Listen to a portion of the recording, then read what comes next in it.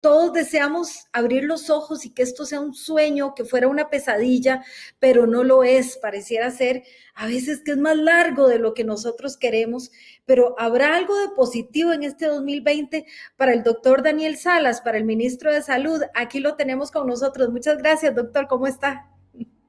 Hola, bien usted. ¿Cómo está, Lizeth? Un saludo muy especial a todos los que siguen la transmisión. Muchas gracias, doctor. Decíamos que el 2020 se suponía que era el de la visión perfecta, el año donde íbamos a tener muchos proyectos y bueno, resulta ser que aprendimos palabras como pandemia, como COVID-19, coronavirus, cosas que no nos eran familiares. Y los números nos dicen, bueno, hay más de 1.500 personas fallecidas en Costa Rica, más de 10.000 contagiados a la fecha. Pero yo quiero preguntarle, doctor, de primero, si la esperanza se pudiera meter en un vaso con todos estos números, ¿usted lo ve medio vacío o medio lleno? Yo veo el vaso medio lleno desde el punto de vista que hemos aprendido que tenemos que cuidarnos para cuidar a los que queremos, que tenemos que cuidarnos para cuidar a nosotros mismos, pero que también es una responsabilidad casi que cívica, social, de que no es, no somos entes que vivimos en una montaña aislados, vivimos en una interrelación constante que nos lleva a tener esa responsabilidad. Doctor, ¿se imaginaba usted que en este 2020 usted sería un personaje tan mediático? Perdón que use la palabra personaje, porque al verlo en la televisión para muchas personas es esa voz que se respeta, que hay que escucharla, que nos tendrá que decir el día de hoy y por eso le digo personaje.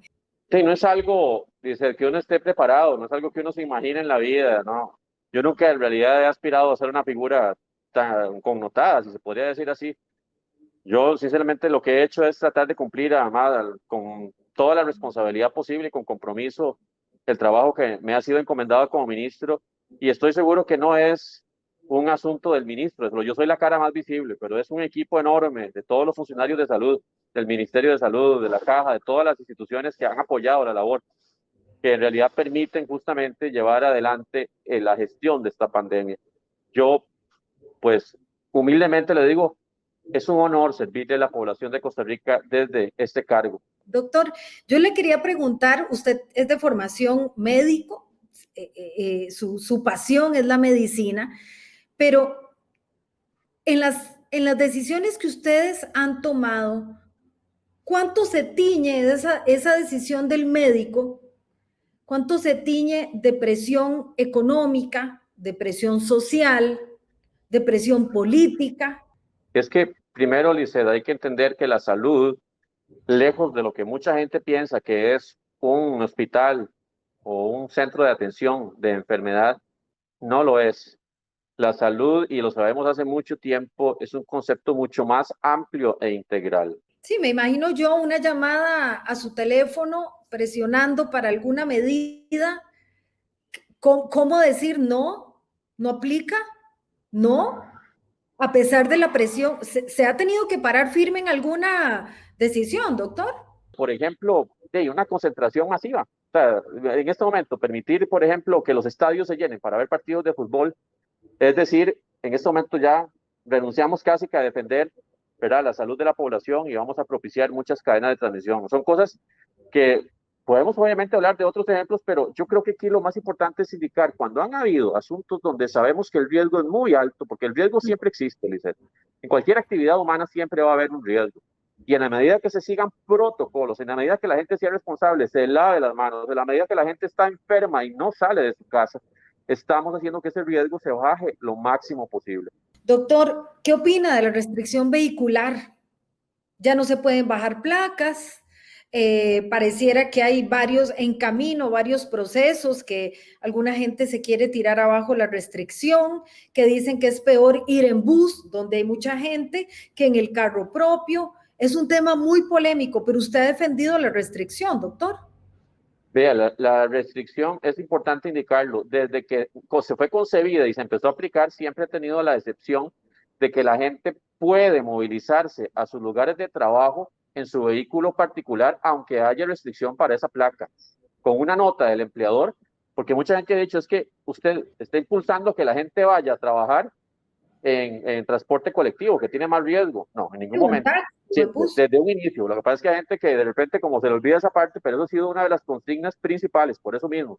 La persona que tiene que ir a trabajar o una emergencia, una situación urgente, puede hacerlo con su vehículo particular, incluso en medio de la restricción. En eso sí Y hemos sido muy comprensivos desde un inicio. hay Pero evidencia científica de que la restricción vehicular incide positivamente en un bajo número de casos, doctor. Belicet, hay que entender que las medidas que se han tomado no han sido unifactoriales, han sido medidas agregadas. Yo no fue que hice o que hicimos, por ejemplo, el asunto de la restricción vehicular y lo medimos por 3 semanas solo la restricción vehicular a ver qué tan efectiva es. Lo que está detrás del principio de la restricción vehicular es que entre menos movilización tengamos de personas, hay menos posibilidades de redes de contactos que se van a ir generando. Otros países lo que han aplicado es toque de queda. O sea, las personas son las que no pueden moverse. En Costa Rica no tenemos esa figura. Lo que tenemos es justamente una figura que podemos aplicar que es para disminuir la movilización en vehículos, especialmente para cosas no esenciales, para cosas no urgentes. ¿A cuánto estamos de una segunda ola? Porque hemos entrado en números que nos parecen hoy muy manejables, incluso en la hospitalización, en el internamiento, en hospitales. ¿A cuánto estamos de una segunda ola? Eso va a depender mucho de la respuesta de la población, de que el grado de fatiga que puede haber mental, de que ya queremos que la pandemia se acabe, pero no es así, todavía no se acaba, que ese nivel de fatiga no permita que tiremos la toalla como población. Eso puede hacer que la segunda ola, primero, sea mucho menos fuerte, ¿verdad? Que tenga una repercusión mucho menor, y segundo también, que se distancie más en el tiempo. ¿Una segunda ola significaría volver al quédese en casa, doctor? No, o sea, para los que tienen factores de riesgo, siempre hemos dicho, si usted puede evitar cualquier salida de la casa, por favor hágalo. Igual, Ujú. si tiene que salir, no es tampoco, ¿verdad? Podemos decir que eso se puede cumplir siempre, que lo haga con toda la responsabilidad.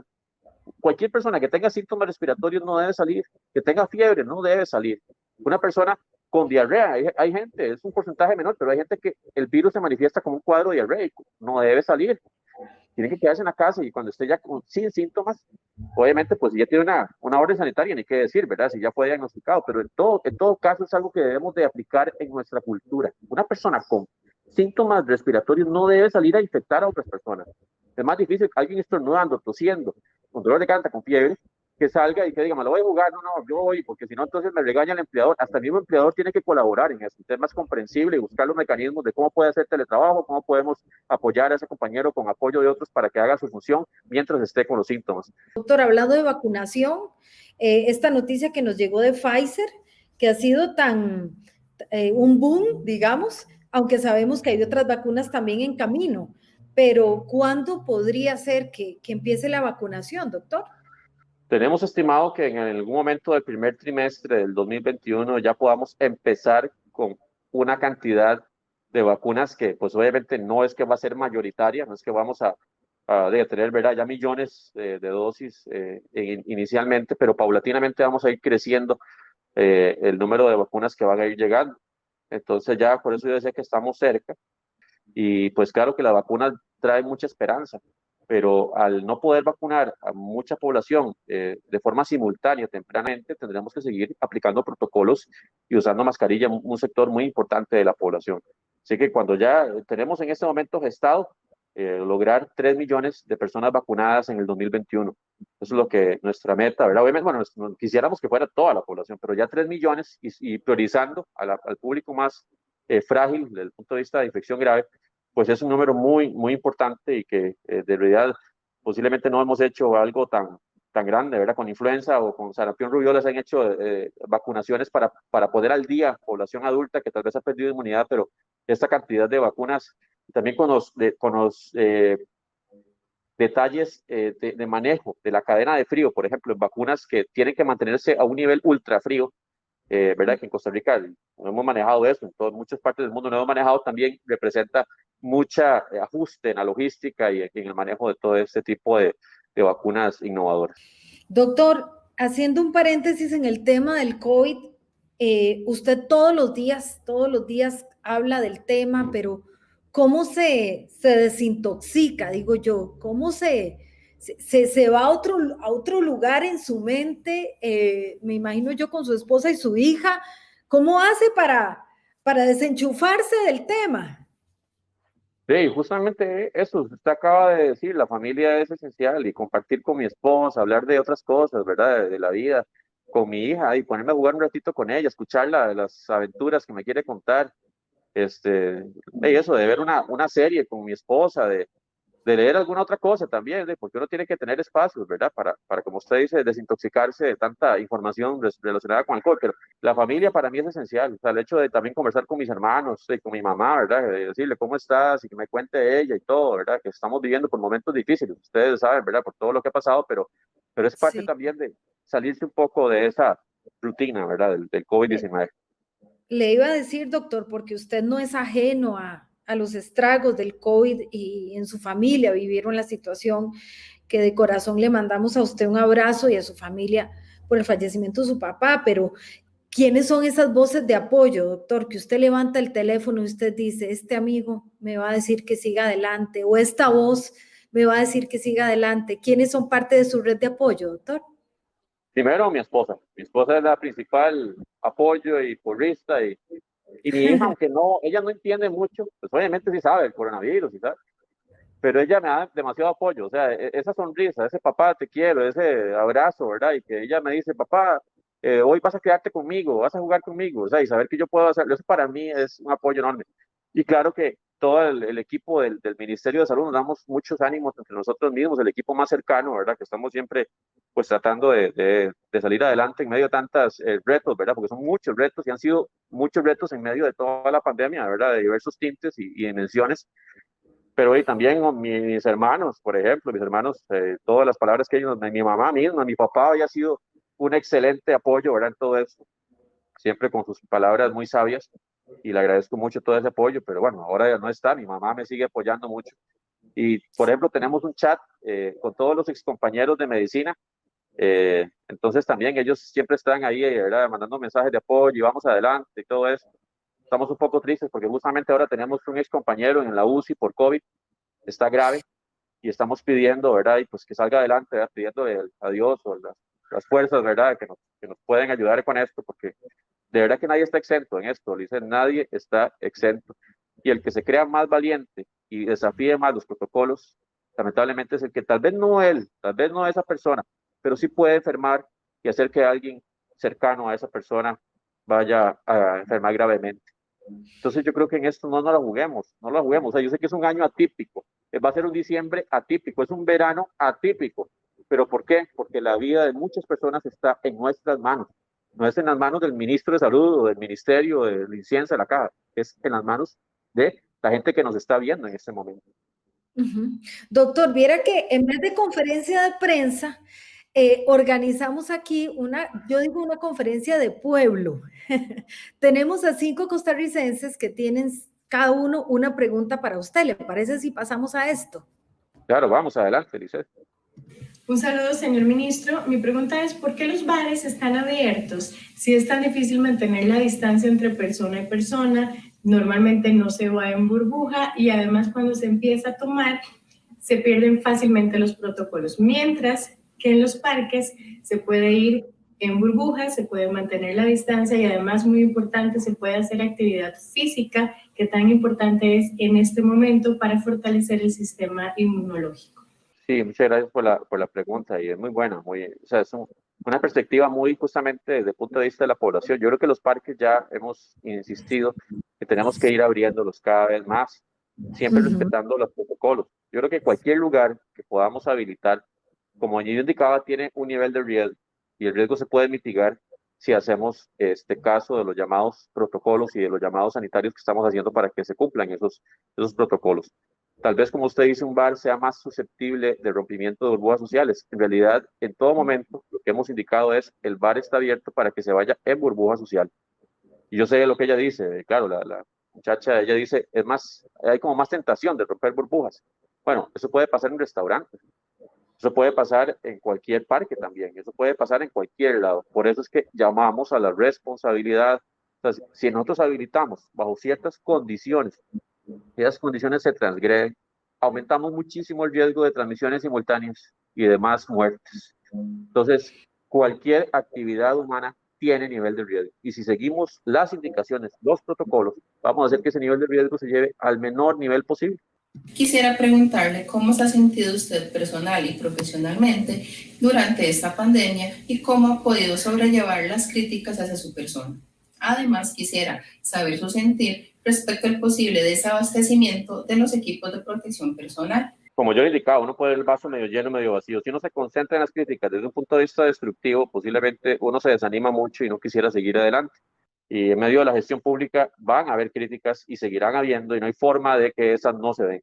Pero hay que tratar de sobrellevarlas y sobre todo entender que es parte de la pluralidad, que estamos en una democracia y que hay libertad de expresión, y claro que todos podemos tener diferentes puntos de vista, pero sinceramente le digo, hemos hecho el trabajo más responsable desde el punto de vista de proteger la salud de la población.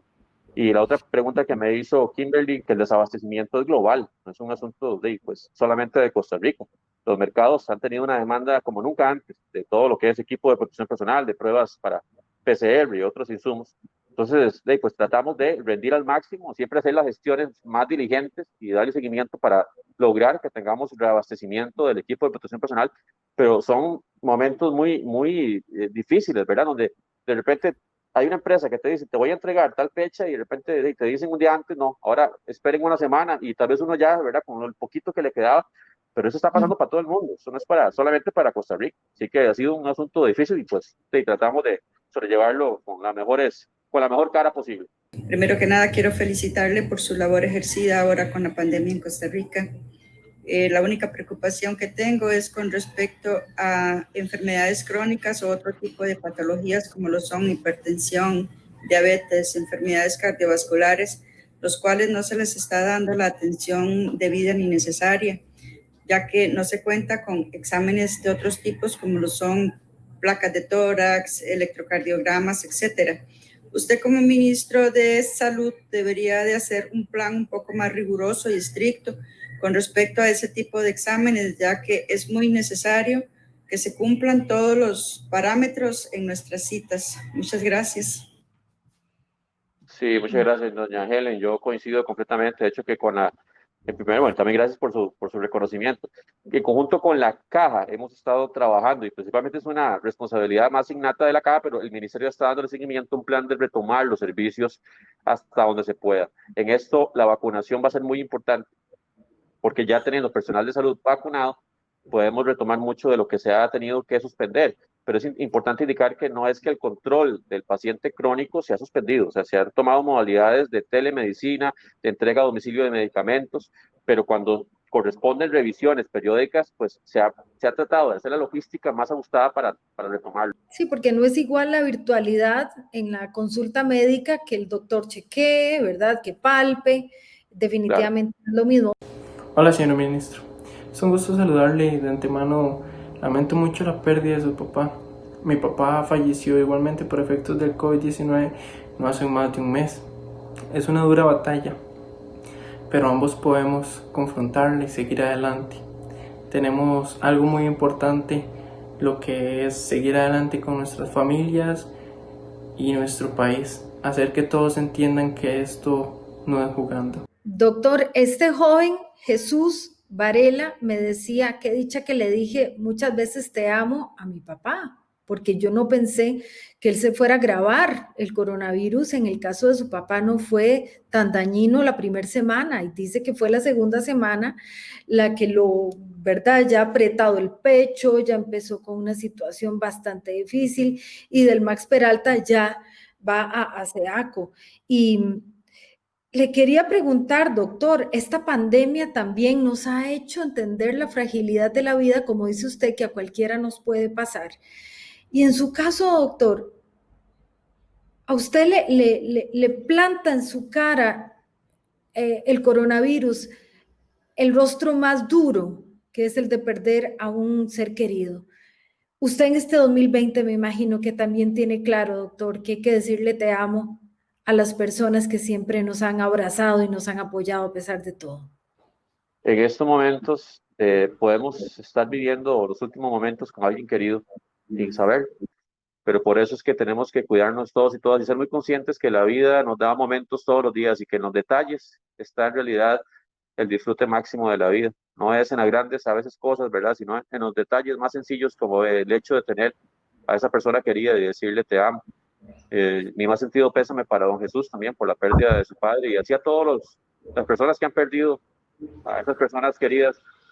Es muy doloroso, es muy doloroso. En el caso de mi papá, él pues tuvo, lo que tuvo inicialmente fue un infarto muy fuerte en el corazón y después ya se infectó, pero a veces pues uno dice qué tanto colaboró el COVID o no, claro que pues sí tuvo su cuota en medio de todo este desenlace negativo, pero lo que sí es claro es no escarmentemos por cabeza propia, no esperemos a que llegue la muerte o un paciente o una persona que se vea gravemente comprometida en su salud, cuando pudimos haber hecho mucho más. Según la experiencia que hemos tenido en la primera ola de pandemia y la capacitación que se ha recibido en el sector turismo, ¿cómo cree usted que podríamos enfrentar la segunda ola de pandemia por el ingreso de turistas que están viniendo sin prueba COVID?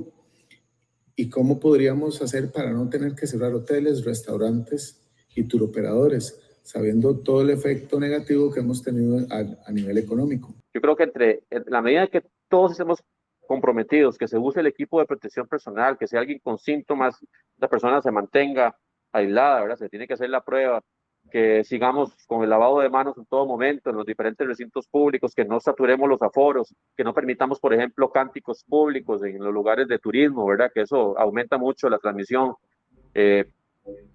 Son medidas que van a permitir que sigamos con un turismo, ¿verdad? Que no vaya a generar pues una cantidad importante de casos.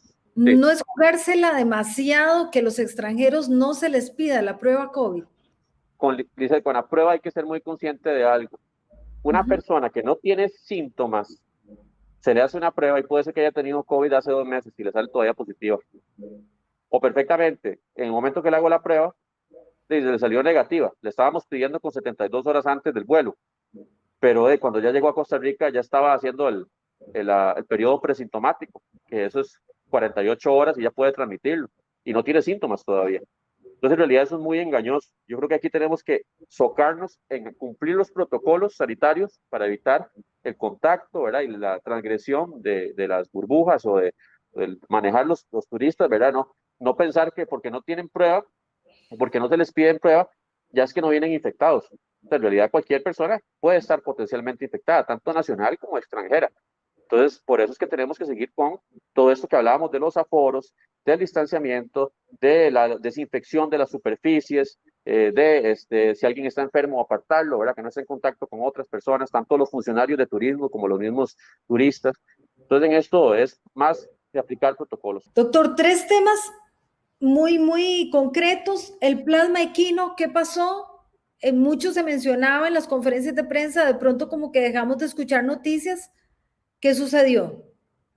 El plasma equino es un tratamiento, pues en realidad experimental, no hay nada estandarizado a nivel mundial. Y en ese momento lo que correspondería es hacer la investigación para determinar cuál sería la dosis óptima que verdaderamente vaya a demostrar, primero, que no hay más mal que bien de lo que produce, y segundo, que pues obviamente la eficacia es superior a las otras intervenciones que se podrían estar haciendo en este momento. Viera la cantidad de gente que al saber la entrevista que íbamos a tener con usted, doctor, nos dijo que por favor le dijéramos que el protocolo de las graduaciones era en extremo estricto. Un muchachito se gradúa de 5º año o de 6º grado y que quisieran muchas veces ir los 2 papás, la mamá y el papá, y que ahora están diciendo que solo uno de ellos. Yo creo que pues pueden ir a comerse algo después juntitos, ¿verdad? Y celebrar siempre pues el asunto de la graduación, siempre cumpliendo con todos los protocolos. Pero es lo que volvemos al punto, entre más movilización haya, ¿verdad? De personas, pues más riesgo de transmisión. Sin embargo, eso pues estamos también revisándolo y estamos todos los días, les aseguro que aquí nada de lo que hayamos dicho, tal vez, ¿verdad? Cosas ya muy grandes, como una concentración masiva que representa un riesgo enorme, nada, absolutamente nada, decimos que se puede mantener o que está escrito en una piedra y que es inamovible, ¿verdad? Todos los días estamos analizando y se pueden aplicar otro tipo de mitigadores o de protocolos ajustados que permitan también minimizar los riesgos. Y el último, doctor, tema, regreso a clases. escuelas y colegios privados han dicho que ellos, bueno, de hecho ustedes ya les dieron un protocolo de salud para un posible reingreso presencial, y también por otro lado el MEP. Ambos son sectores diferentes, pero los dos encargados de educación. ¿Qué tan probable es el regreso a clases? Por lo menos primero en el sector privado, no sé si lo han pensado así, y después en el público, donde hay más estudiantes. Para el Sí, 2020. eso tenemos. Para el 2021 va a haber regreso a clases presencial siempre y cuando la situación epidemiológica lo permita. Obviamente, si estamos en medio de un colapso del sistema sanitario, pues no vamos a autorizar el regreso a clases presencial. Pero ese regreso a clases tiene que ser paulatino, tiene que ser gradual, tiene que ser con todos los protocolos y siempre en medio de una dualidad con la virtualidad, ¿verdad? Y obviamente habrán centros educativos que las condiciones no permiten el regreso presencial. Recordemos que aquí se buscan condiciones de máxima ventilación, del mínimo tiempo de permanencia del estudiante en clase, de que sea también la menor concentración de estudiantes por clase, que se usen obviamente las mascarillas, que haya un lavado de manos antes, ¿verdad? Y durante los intermedios. En realidad todo esto va a seguir protocolos, pero sí va a haber un regreso a clases presencial, pero primero en una modalidad dual, ¿verdad? Presencial, virtual, y progresivamente vamos viendo cómo se comporta, que vamos a ir observando en todo esto para ir progresivamente hacia una presencialidad mayor. Yo le agradezco a usted, le agradezco su compromiso, le agradezco que todos los días da la cara, sea que hubo aciertos o que no los hubo. Ahí está usted, doctor, y viera que lo quiero felicitar. Muchas gracias, Lizeth. Para mí el reconocimiento más grande que puedo tener es que todos nos cuidemos. Es que ese mensaje que he tratado de transmitir que sea efectivo y que la gente responda. Y también, doctor, un mensaje para su familia, para su esposa y su hijita, que también tienen en casa a una persona con una responsabilidad tan particular en este 2020. Agradecerle a ellas que compartan con el país, a un ser humano como usted, a una persona como usted de que me imagino que son bastantes horas de trabajo, pero también enviarles un abrazo a ellas, a las mujeres de su vida. Gracias, muchas gracias. Yo estoy seguro que ellas también necesitan ese reconocimiento, porque ellas son mis héroes personales y de verdad que ese sacrificio que ellas hacen le permite justamente que yo pueda pues servir más al país, ¿verdad? También, entonces es un sacrificio, claro que también por parte de ellas, pero yo sé que ellas, al menos mi esposa está todavía más consciente, ¿verdad? Pero muchas gracias por ese reconocimiento también. Es muy merecido, muy merecido. Así es. Bueno, doctor, muchísimas gracias y que tenga buen día. Igualmente, Lizeth, mucho gusto.